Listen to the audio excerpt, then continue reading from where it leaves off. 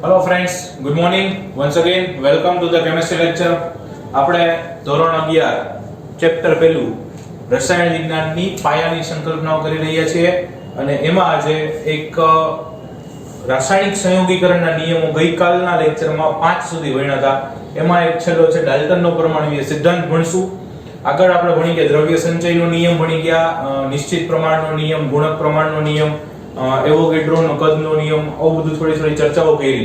બરાબર, ખાસ અગત્યનું છે ઈ નિયમો બહુ સહેલા છે, એનો ઉપયોગ ખાસ કરીને MCQ માં આવતો જશે, એટલે ખાસ સાથે સાથે રિવાઇઝ પણ કરતા રહેવું. રાઈટ. બીજું કે આ જે વિડિયો છે એ 15 મિનિટ 20 મિનિટ 25 મિનિટનો હોય તો સાથે સાથે જોવું કે ઈ એકવાર જોઈ લખો એટલે પૂરું કરી નાખ્યું ને એને રિવાઇઝ કરીને જુઓ, એનું વર્ક કરો. ઓકે, તો આ થોડું વધારે ફ્રૂટફુલ થશે.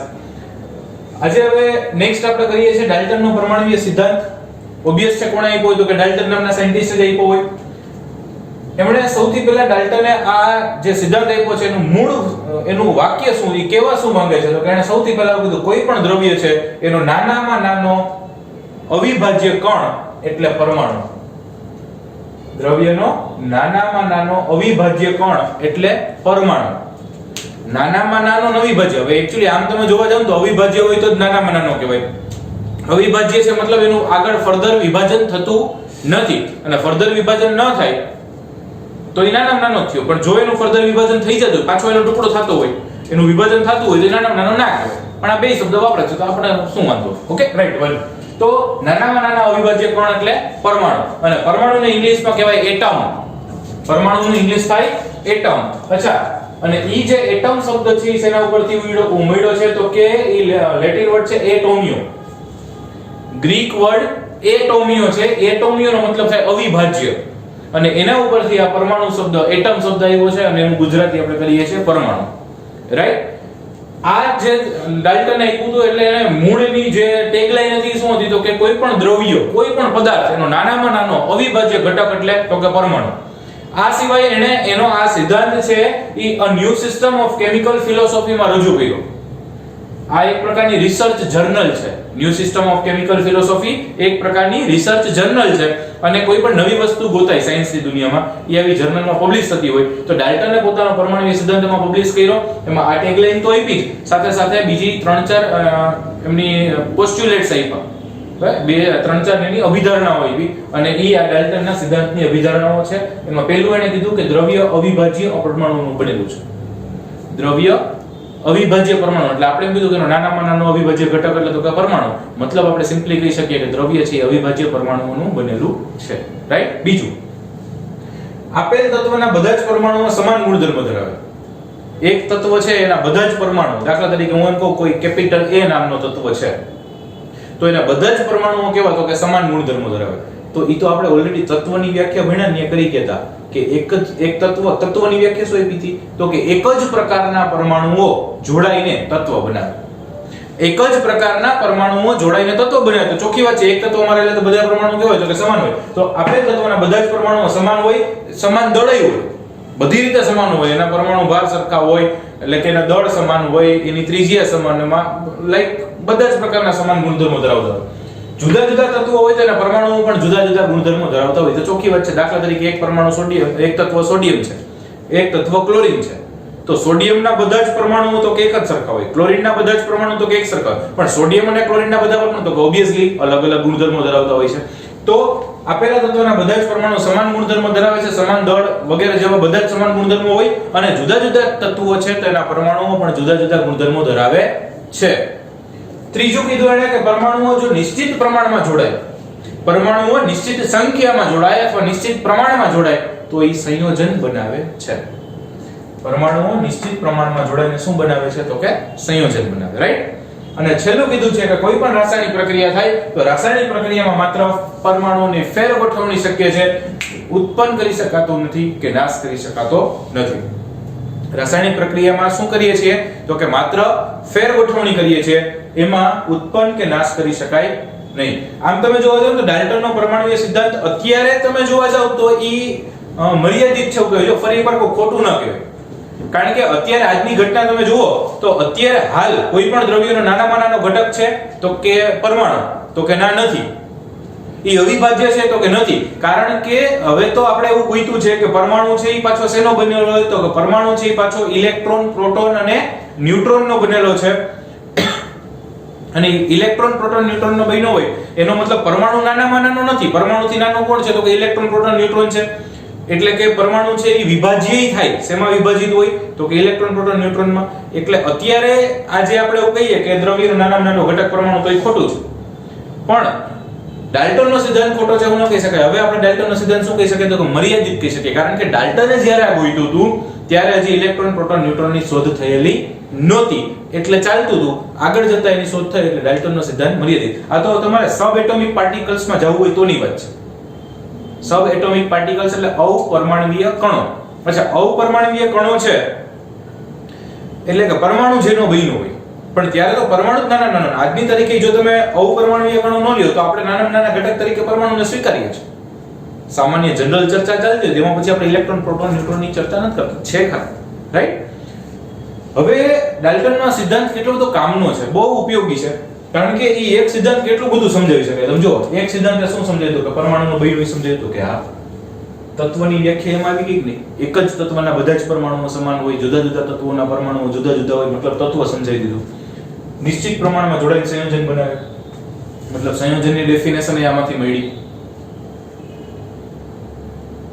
માત્ર ફેરગોઠવણી શક્ય છે, ઉત્પન્ન કે નાશ કરી ન શકાય. એનો મતલબ કે શું થયું, તો કે દ્રવ્ય સંચયનો, દળ સંચયનો નિયમ આમાંથી. તો ડાલ્ટનના એક સિદ્ધાંતથી પરમાણુઓ સમજી શકાય, તત્વ સમજી શકાય, સંયોજન સમજી શકાય અને દળ સંચયનો નિયમ સમજી શકાય. મતલબ કે ખૂબ જ અગત્યનો સિદ્ધાંત છે ડાલ્ટનનો પરમાણુવીય સિદ્ધાંત.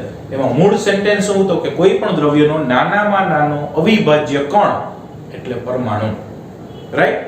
હવે આ સિદ્ધાંત છે ને એ બે વસ્તુને લાગુ પડતું નથી. કયા બે વસ્તુને લાગુ ના પડે, તો કે એક કેન્દ્રીય પ્રક્રિયાઓ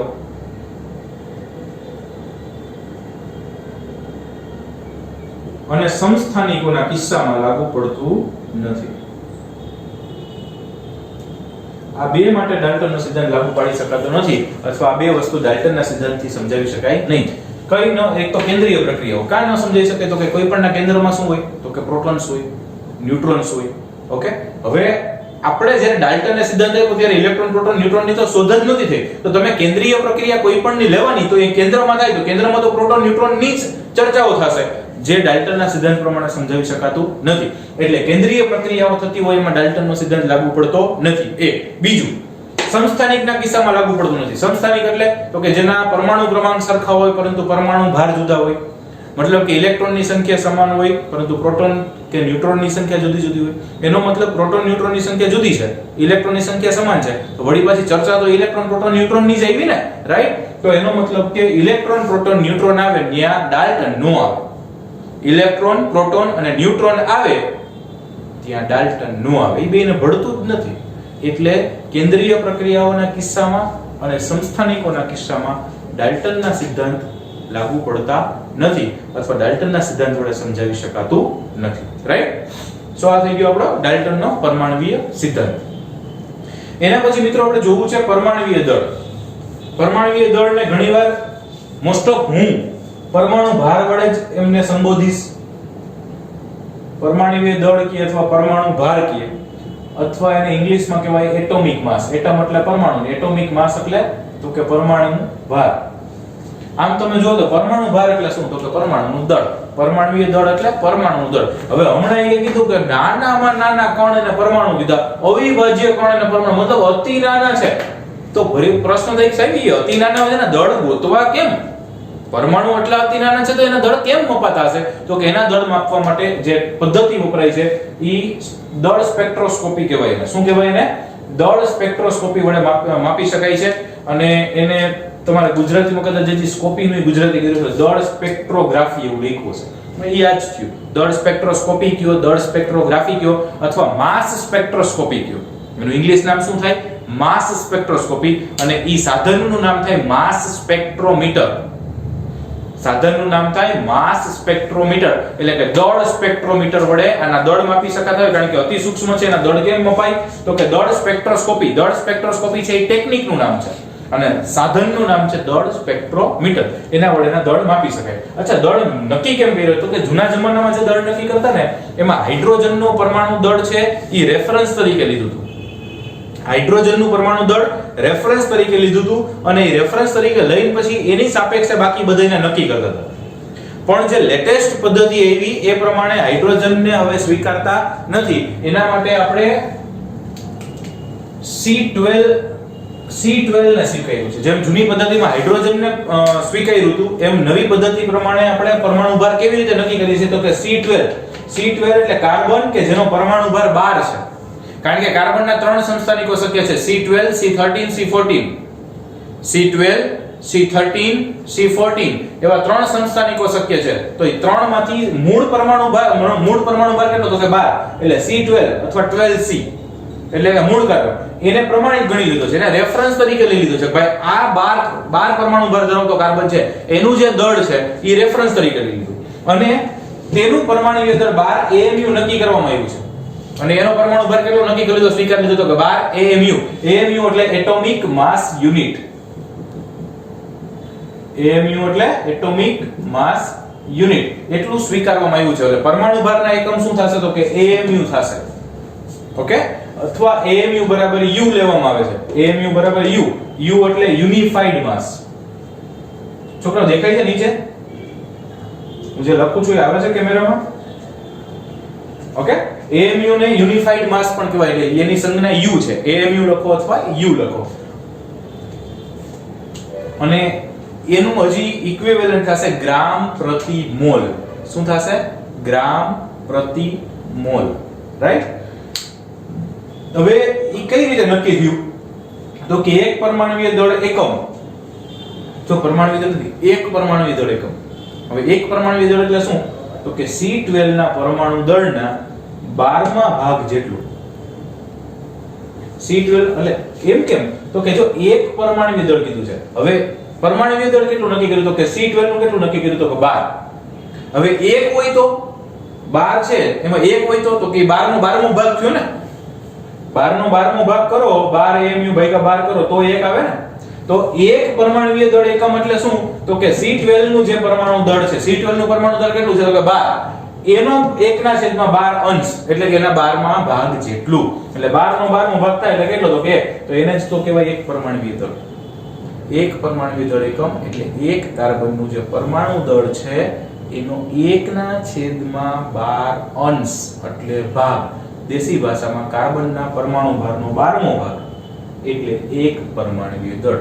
કાર્બનના પરમાણુ ભારનો 12મો ભાગ એટલે એક પરમાણુવીય દળ. રાઈટ? હવે એક સંબંધ આપ્યો છે આપણને. 1 AMU બરાબર 1.66056 ગુણ્યા 10⁻²4 ગ્રામ. 1 AMU બરાબર 1.66056 ગુણ્યા 10⁻²4 ગ્રામ. એટલે આ સંબંધ ક્યાં કામમાં આવે? તો કે ગ્રામમાંથી AMU માં કોકને કન્વર્ટ કરવા હોય અથવા AMU માંથી ગ્રામમાં કન્વર્ટ કરવા હોય ત્યારે આ સંબંધનો ઉપયોગ કરી શકાય છે. રાઈટ? દાખલા તરીકે એક હાઇડ્રોજનનું પરમાણુ દળ કેટલું? તો કે હાઇડ્રોજનનું પરમાણુ દળ છે 1.6736 ગુણ્યા 10⁻²4 ગ્રામ. હાઇડ્રોજનનું પરમાણુ દળ કેટલું? 1.6736 ગુણ્યા 10⁻²4 ગ્રામ. એને AMU માં ગોતવું હોય. જો આ ગ્રામમાં છે, આ AMU માં ગોતીએ છે. તો AMU માં ગોતવું હોય તો કે આના ઉપરથી તમે જુઓ કે આટલા ગ્રામે 1 AMU, તો આટલા ગ્રામે કેટલા?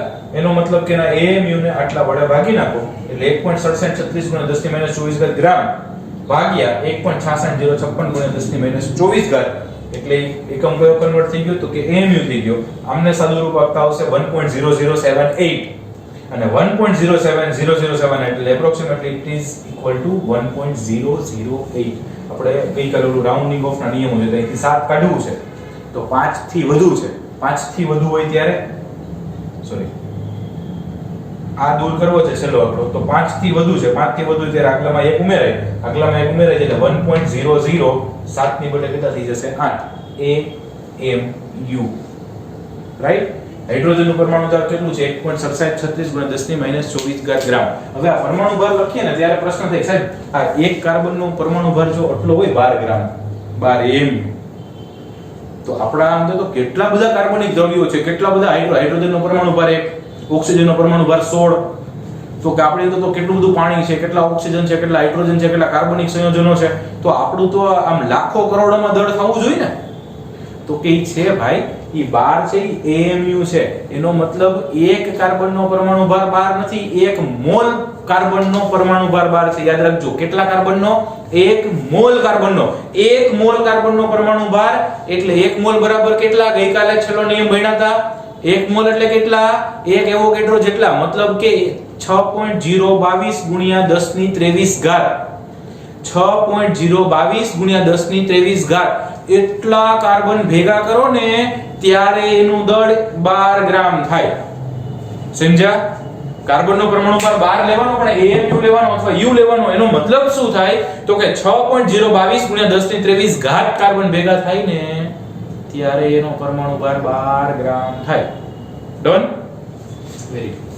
હવે આ બધા જે આપણે પરમાણુ ભાર લેતા હોય ઈ સરેરાશ પરમાણુ ભાર હોય, સરેરાશ પરમાણુય દળ હોય.